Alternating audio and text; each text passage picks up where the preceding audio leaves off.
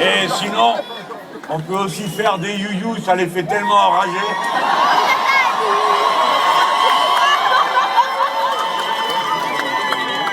Merci.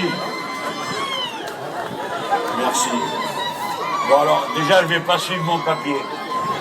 Je vais vous dire pourquoi ça me fait si plaisir les you-you. D'abord parce que je les ai entendus dans mon pays natal et vous savez tous qu'on a du mal à oublier ce qu'on a connu quand on était enfant. Et pour moi, c'est une musique familière et chaleureuse. Mais les autres, ça les énerve. Alors, ça me fait deux fois du bien. Une première fois parce que je reconnais une musique, une deuxième parce que ça les énerve. Et si je vous en parle là, on n'est pas tout le temps. C'est parce que nous, il faut qu'on y mette du sourire et de la joie dans la bataille politique qu'on mène. Tout à l'heure, quand j'étais en train d'arriver ici, les camarades du Pas-de-Calais m'ont appelé parce que les militants communistes qui sont formidables, qui quadrillent le terrain comme personne, les communistes ont réussi à coincer.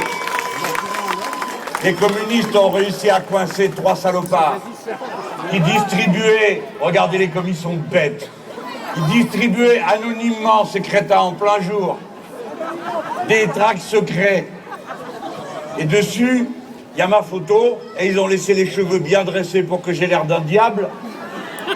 Ils ont mis un fond vert, ils ont mis une très belle phrase de moi, que j'assume, que j'ai dit à Marseille, mais vous allez voir dans quel cadre, j'ai dit « Il n'y a pas d'avenir pour la France sans les Arabes et les Berbères du Maghreb. » Pourquoi j'ai dit ça? Pourquoi j'ai dit ça? Parce que nous, les Français, tous là autant que nous sommes, nos enfants, nos petits-enfants, nous sommes liés d'une manière indissoluble avec les populations du Maghreb. Nos enfants, nos petits-enfants sont les mêmes. Et puis de l'autre côté de la Méditerranée, il y a 100 millions de personnes dont un très grand nombre a en commun avec nous la langue française. Et par conséquent, en même temps que nous construisons l'Union européenne si mal, nous devrions aussi nous préoccuper de ceux qui sont de l'autre côté de la Méditerranée et auxquels nous sommes unis. On ne peut pas leur tourner le dos, avoir pour seule réponse de les rejeter à la mer quand quelqu'un passe et de montrer du doigt ici les enfants. Ce sont nos enfants. Voilà ce que j'ai voulu dire. Et je crois que beaucoup de Français pensent comme moi. Et nous, la différence, c'est que nous le disons, nous sommes fiers d'être mélangés, nous sommes heureux de vivre tous ensemble, ça nous fait plaisir, vous comprenez? Voilà. Alors il y en a, ça leur fait pas plaisir, mais jusqu'à présent, il n'y avait qu'eux qui tenaient le dessus des pavés. Tous les autres, il fallait parler en baissant la tête, pas trop fort, ce temps-là est terminé. À partir de maintenant, avec le drapeau du Front de gauche, nous assumons fièrement que nous sommes contents du pays que nous sommes en train de construire tous ensemble, quelles que soient les couleurs de peau et les religions. Alors, ces trois imbéciles qui distribuaient le tract anonyme, sur les trois, il y en avait un. Taisez-vous et arrêtez de crier, c'est insupportable. Eh bien oui, je ne peux pas suivre mon papier si vous criez. Oui, et les jeunes, il faut écouter. Pas crier, on écoute et après on réfléchit, on se fait son idée tout seul. Donc, ils étaient en train de distribuer ça et comme ils sont d'une stupidité sans borne, ils ont mis en bas « Votons Mélenchon » pour faire croire, vous voyez, et ils ont écrit en arabe en dessous. Moi, je ne lis pas l'arabe, hélas. J'ai commencé à l'apprendre, mais je ne le lis pas. Malheureusement, je n'ai pas été un bon élève. Et j'ai demandé à un camarade, je lui dis « Mais qu'est-ce que ça veut dire ?» Il regarde, il me dit « Ça veut rien dire du tout. » Ah. Et finalement, on réalise, il dit « Ah oui, ça y est, j'ai compris. Ils ont écrit ton nom, ils ont écrit Votons Mélenchon, mais comme ils sont bêtes, ils ne savent pas que l'arabe, ça s'écrit dans le sens inverse. Et donc, ils ont tout mis dans l'autre sens, si bien qu'on ne peut rien lire du tout. Voilà comment quatre crétins passent leur temps, oui, j'ai dit crétins, et je maintiens, passent leur temps avec des petits tracts à la noix, à aller dans les boîtes aux lettres pour exciter les gens les uns contre les autres, Parce que ce qu'ils espèrent, c'est que ceux dont les parents étaient polonais regardent de travers ceux dont les parents étaient des Algériens ou des Marocains, qu'on a été chercher là-bas, des pauvres gens, et qu'on a envoyés au fond de la nuit, travailler comme des animaux et crever comme des mouches, de la silicose et du reste. Et au lieu de leur dire merci pour tout ce qu'ils ont fait pour le pays, et notamment d'avoir mis au monde tous ces beaux enfants qui vivent maintenant avec les nôtres et qui se marient avec les nôtres de ceux qui étaient là avant. Au lieu de leur dire merci, ils les montrent du doigt et ils les insultent. Eh bien moi, je me charge avec mes camarades de dire pour tous, merci à vous tous qui avez fait tout ce beau travail pour la patrie. C'était pas prévu. Je suis venu à cette réunion de circonscription. J'en fais pas beaucoup et vous comprenez pourquoi. Là-bas, la bataille fait rage. On s'explique, on discute, c'est ça la grandeur d'une élection. C'est pas qu'on soit tous d'accord. La démocratie, c'est justement parce qu'on n'est pas d'accord. Et on est plus intelligent parce qu'on n'est pas d'accord et qu'on discute. Alors des fois, le ton peut monter un peu. Mais ce qui est important, c'est qu'on écoute et qu'on discute et qu'on parle des sujets pour donner chacun notre avis sur ces sujets, sur le fond, avec sérieux, avec application, et pas des numéros comme ça, sur les apparences, sur le look et je ne sais pas quoi. Mais sur ce fond-là. Et alors on discute et après, on vote. La majorité fait la loi. Et nous nous inclinons devant la décision de la majorité. Ça ne veut pas dire qu'on change d'avis. C'est pas ça. La démocratie, ça fait la décision, pas la conviction. Quand c'est la droite qui l'emporte, nous nous soumettons aux lois, même quand nous ne sommes pas d'accord avec elles. C'est la règle de la démocratie. Et maintenant, nous avons une possibilité de faire la loi à gauche. Et si c'est la majorité, alors c'est celle-là qui s'imposera. Mes amis, dans une démocratie, le plus difficile, c'est pas d'accepter de gagner, hein, c'est d'accepter de perdre. Il faudrait quand même que la droite le réalise. Donc, ici, nous avons une assemblée de circonscription. Je vous remercie d'être venus, parce que c'est de cette façon aussi qu'on fait vivre la démocratie, en se rassemblant comme on le fait là. Chacun vient chercher des arguments, et des fois il les connaît, les arguments, mais il vient manifester par sa participation, sa présence personnelle, son appui à une cause, à ces hommes, ces femmes qui sont là, qui donnent de leur vie, de leur énergie, pour que tout ça vive. Et ici, figurez-vous,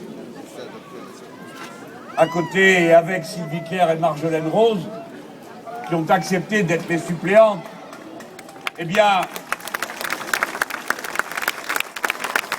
il y a ces deux hommes, qui me sont très chers, compte tenu du rôle éminent qu'ils ont joué dans la campagne présidentielle qui vient d'avoir lieu et dont je pense que vous avez tous pu apprécier, que vous ayez participé directement ou indirectement, la qualité, le haut niveau d'organisation et de discipline intellectuelle et militante. Eh bien, c'est Gabriel Amar qui organisait tous les rassemblements dans le pays entier. Et croyez-moi, c'est une tâche politique très difficile car nous ne l'avions jamais fait. Et vous le savez, c'est par milliers et milliers que les gens se sont regroupés autour de nous grâce à cette magnifique organisation. Et François Delapierre a organisé toute la campagne elle-même puisqu'il en était le directeur de campagne. Si bien que je peux vous dire, voyez-vous, ces 4 personnes que nous vous proposons pour être députés et députés suppléants, ce sont 4 personnes de très haut niveau politique, capables d'assumer les responsabilités et capables de faire le travail très important qu'il va y avoir à faire. C'est de lui dont je veux vous parler. D'avance, mes excuses à ceux pour qui la station verticale est pénible. On vous a prévenu que mes discours ne durent jamais plus de 3 heures. Je vais vous parler de ce qui a changé. Car voyez-vous, on a déjà décrit les difficultés dans lesquelles nous sommes. Et c'est pas la peine que j'en rajoute, vous les connaissez. Ce qui est important, c'est que sur la politique et sur l'économie, vous voyez quel chemin on peut prendre. Parce que de l'espoir, il y en a. La possibilité d'agir autrement existe. Ce n'est pas vrai que nous sommes condamnés à souffrir tout le temps et tout le temps et tout le temps. Ce n'est pas vrai que nous sommes condamnés à l'austérité. Ce n'est pas vrai que la vie doit être toujours aussi dure. On peut faire autrement. Et regardez ce que nous avons déjà changé en si peu de temps. Bien sûr, c'est un peu éloigné. Des fois, on a du mal à tout comprendre parce que c'est compliqué, les questions de l'économie, de la politique internationale. Mais chacun d'entre vous fait l'effort d'essayer de comprendre. Même si des fois, je vois bien qu'on embrouille à dessein pour que personne ne comprenne rien. Mais nous avons fait avancer les affaires. La première chose que nous avons fait avancer d'une manière décisive, c'est que nous avons battu Nicolas Sarkozy. Ce n'était pas évident, ce n'était pas gagné d'avance, et vous savez bien que la victoire à la fin a été bien plus courte que certains l'annonçaient, comme si on avait essayé en quelque sorte de nous endormir, en nous disant « ben ça y est, c'est fait, vous pouvez rester à la maison ». Ben, on a bien fait de se méfier. Mais c'est une victoire extraordinaire, parce que M. Sarkozy, je ne parle pas de sa personne, moi je ne le connais pas, mais je parle de sa politique. Sa politique était extraordinairement dure, et elle donnait un exemple dans les autres pays d'Europe, car la France est regardée, et d'autres pays disaient « regardez ce que font les Français ». Et vous avez tous vu une chose, c'est le durcissement progressif, antisocial, anti-ouvrier, anti-syndical, et aussi un durcissement sur des positions d'extrême droite. Il y a eu une extrême droitisation. Et savez-vous, il y a une chose que beaucoup d'entre nous, nous n'avons pas assez bien compris, et que moi j'ai découvert parce que des gens sont venus me parler. Soit des gens de ma génération, soit de la génération suivante qui a en charge des enfants petits. Et ils me disaient, Monsieur Mélenchon, nous avons été soulagés qu'il ait perdu, parce que nous avions peur. Et une autre dame est venue me voir l'autre jour, et elle me dit, vous savez, est-ce que vous croyez qu'ils vont nous faire ce qu'ils font aux émigrés en Grèce? Mais je lui dis, mais madame, vous n'êtes pas émigrée, vous êtes née là. Elle me dit, oui, oui, et mes enfants aussi. Mais les gens ont peur. Et moi, j'ai compris que cette politique pourrie, elle faisait peur. Et que beaucoup de nos concitoyens avaient besoin d'entendre quelqu'un comme moi et comme ceux qui m'entourent et qui disent « N'ayez pas peur, nous serons tous solidaires, nous sommes les plus nombreux, c'est nous qui aurons le dernier mot ».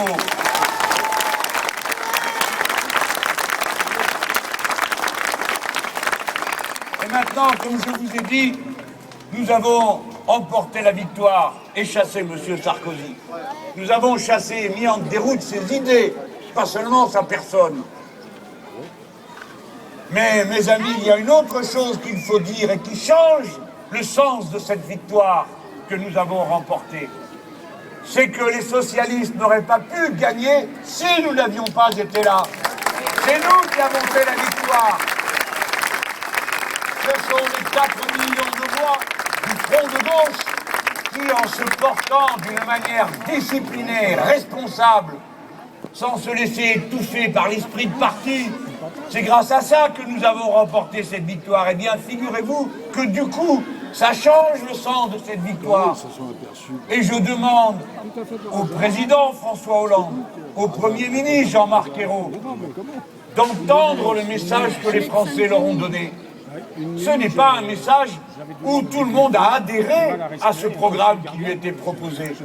Il y a eu 4 millions de personnes, celles qui ont fait la différence, sans laquelle il n'y avait pas la défaite de Sarkozy, sans laquelle il n'y avait pas la victoire de Hollande. Il y a ces 4 millions de personnes qui ne sont pas venus les mains dans les poches, qui ne sont pas des ignorants qui ne savent pas ce qu'ils font.